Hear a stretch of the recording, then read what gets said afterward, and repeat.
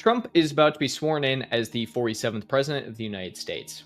What are his policies and how are they really going to impact e-commerce sellers as a whole and e-commerce as an entire market? There's a lot, both positive and negative. Stick around and we're going to dig into all of this.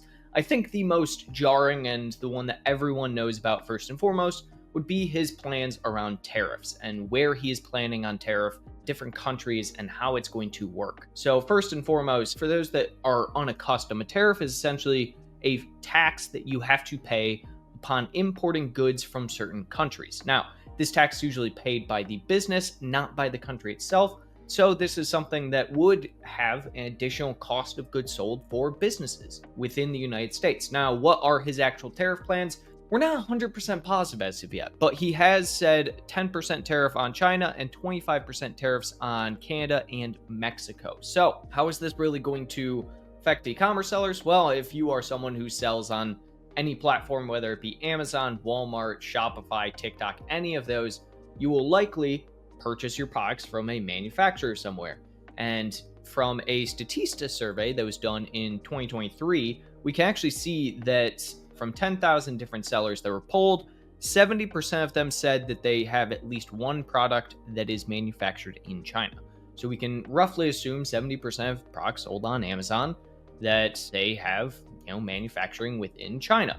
This is a pretty jarring number to think about when you are really putting everything into perspective, but at the same time makes a lot of sense. China has very cheap labor, very cheap cost of goods comparatively to other countries, and is set up in a way that's very easy and fluid to be able to ship products from China to the United States. So I do know with a lot of these tariffs that many sellers were planning on changing where they were doing their manufacturing, somewhere like Mexico, let's say. With the new addition of a 25% tariff onto Mexico, I'm not sure that's necessarily the best idea anymore. So what is really going to happen here? Well, your cost of goods will likely increase about 10%, but the good part about this is that you're probably not going to see much of an impact in sales. The reason for this is pretty simple in the fact that if 70% of products on the platform, let's say, around that number are also increasing in cost of goods by 10%, we can generally assume that likely we're going to see that cost across the board. So you're not going to see real negative implications or ramifications. Now, another key note to have here is the idea of everyone who has sold on Amazon or TikTok knows within the last couple of years, the idea of a Chinese seller has become a huge stigma within the marketplaces. This is something that I think everyone is aware of. In general, Amazon has started to become very rampant with Chinese sellers taking over the platform, having extremely cheap products and cheap cost of goods. This is one of the areas where I believe Trump policy is going to really benefit the average US Amazon or seller.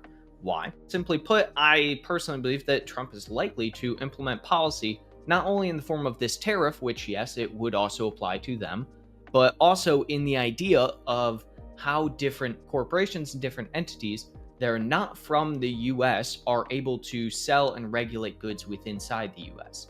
This is going to be one of those areas where I'm guessing there will be some additional fees tacked on as well, which likely at the end of the day is going to be a net positive for the average Amazon seller.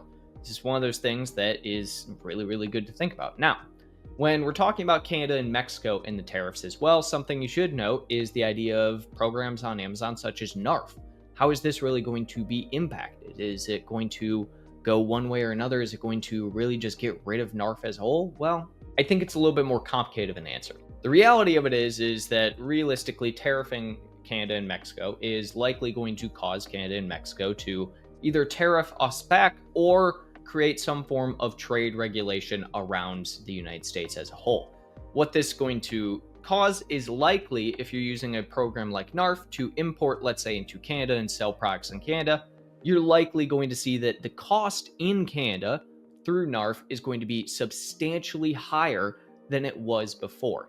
This is going to result in likely a decrease in general sales through programs like NARF that are supposed to make it a little bit easier to sell in other countries. But in reality, when you're in a situation like this, it is not as easy because the product difference in cost and price is just too substantial for the end consumer. They already have to pay custom fees. They already have to pay the shipping fees for those products to be sold or bought in the US and then shipped over to Canada. So the likelihood that this is going to be cheaper in any way, shape, or form, very unlikely. Now, secondarily to that, as of 2023, we actually saw that roughly 6% of all sellers on the US marketplace are from Canada. So, that's one of the bigger things to take into consideration here as well, is how many Canadian sellers are in the US and how likely it is that they are going to see a substantial cost of goods rise with a 25% increase. Now, again, are most Canadian sellers shipping to Canada and then shipping directly to the US? Likely not. So realistically, they will see the probably same 10% rise that all of the other sellers are seeing as well. These are some of the things to take into consideration first and foremost that we know about his policies. Now, some other things to take into note is in the past, Trump has been very anti-TikTok, right? And we all know TikTok Shop within the last 12 months has really blown up as a platform. TikTok also in recent times was going through a ban. However, as of yesterday, Trump is saying that TikTok is back and he is rallying the app to restore access. This is a really big and interesting change in his demeanor comparatively to 2020 when he initially wanted the app banned as a whole. However, I think this is a net positive for e-commerce sellers. Again, TikTok is on the rise as a whole as a platform, and this is one of those things where we're going to be able to see, I think, a lot more interest with inside the app and with inside selling on TikTok Shop as a platform. I don't think at any point in time it's going to be a competitor necessarily to something like Amazon, but as far as a competitor to Walmart, I think surely. Right now, for reference, Walmart has about 6% of the e-commerce market share, whereas Amazon controls roughly 38% of the entire market share. So these are the type of things where we look at it and say, probably going to be more beneficial to keep this type of platform around for e-commerce sellers than it would be to take it away. TikTok has also been a huge progenitor when it comes to user-generated content, which is a huge marketing strategy that people have been using for years with things like Facebook and Instagram. But now TikTok really gives a new meaning to how user-generated content can be used as a marketing tool for platforms. I think this is one of those things where, yes, it's only currently at a 90-day stall for the ban, but if we see this type of momentum from the Trump campaign moving forward, we're likely going to see TikTok reinstated as a whole. I think this is going to be a net benefit for e-commerce, but we'll keep personal opinions on the application aside. Now, the final thing to kind of note here as well is Mexico. We're seeing a huge rise in tariffs in Mexico. It never has been a huge platform for things like Amazon sellers, Shopify sellers, or even Walmart sellers for that matter. Mexico is largely controlled by one marketplace called Mercado Libre. Mercado Libre is a very large marketplace in Mexico. It's where majority of e-commerce products are purchased within the country. Now, something to also note there is that Mexico has actually become one of the larger importers of products over in recent years to the United States. For reference, in 2023, we actually saw Mexico rise above China, carrying 476 billion of our overall imports comparatively to China's 427 billion. So this is something really interesting to note where we can start to see some differences in how overall the platform is going to be changing. It's going to be really interesting to see how this changes the landscape overall, especially with Mercado Libre in recent years trying to get more and more US sellers on the platform. But assuming again that these tariffs are likely to go both ways, it might not be so incentive for US sellers really to get into the Mexican market as a whole. Now, something that I think we haven't touched on enough here is the idea of what are the positives around a lot of this. What are the positive impacts that are going to happen for e-commerce sellers? Well, I think the biggest aspect that most people already know is how Trump's tax plans works. Trump typically in historical campaigns has talked a lot about how he does taxes and gives major tax cuts to businesses, especially those that are growing in fashion. So it's one of those areas where if you are either a smaller business or even a large business that is getting into e-commerce more and more, there is likely to be some tax incentive beside that, as well as tax cuts as a whole. Now, whether or not those tax cuts are going to directly mimic the tariffs that we are already seeing, unsure at this point in time. But what I will say is it likely will have a very large impact on the overall nature of the platform and e-commerce sellers as a whole. It's one of those areas that I highly would recommend everyone keep an eye on over the next few weeks and months to come, as I really think this is where things are going to get most beneficial for the average e-commerce seller.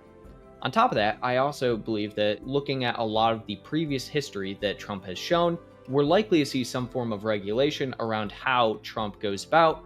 I think one of the final ways that Trump policy is really going to affect e-commerce sellers comes down to things such as last mile logistics and overall foreign trade. Now, what I mean by this is logistics is the largest aspect of e-commerce, last mile being that is delivered directly to the customer. Now, I typically am going to think that we're going to see some impact around how we can have logistics and the regulations around certain types of logistics, such as last mile. I think typically this regulation is going to be more of a net positive, as we usually see within a Trump presidency, much more business-oriented net positive policy than usually net negative. So overall, I think this final area that people really should be paying attention to, as I think that we're going to see some changes in overall pricing structure over the coming months and years that is going to be probably positive for e-commerce sellers, especially in the idea of potentially a lower even gas bill for companies. If we see gas prices lower down in some capacity, then we'll also see the last mile charges be lower in comparison. So these are the areas where I really would focus in if you're an e-commerce seller. All of that aside, I think here are the biggest things to note with the upcoming Trump presidency as an e-commerce brand or seller on any form of platform. First and foremost, this is just another bump in the road. We're always going to see some form of change in policy and regulation with any form of presidency, whether it's these tariffs, whether it's the increases in overall costs of goods, decreases in the taxes that we're going to have to be paying, which I think, again, will likely become just a net neutral at the end of the day, potentially a hopeful increase, or I should say hopeful decrease, in number of Chinese brands on Amazon's platform, or even, for instance, TikTok Shop coming back live for the millions of different brands that are on the platform. So these are a lot of the things to just keep in mind as we're going forward here. But overall, and likely most of all, we're going to see this be a relatively average and hopefully beneficial presidency for the average e-commerce seller. Whether or not that pans out, I suppose only time will tell. If you like this kind of news, we're going to be keeping you updated with all of the different executive orders and all of the different policies that come out from the presidency, how they're going to be affecting e-commerce sellers, and frequent updates around these type of topics to keep in mind with growing your business. Biggest thing of all, make sure to just watch your profitability over the next coming months and make sure to make adjustments to both your sales price and your logistics process with any new policy that could impact it.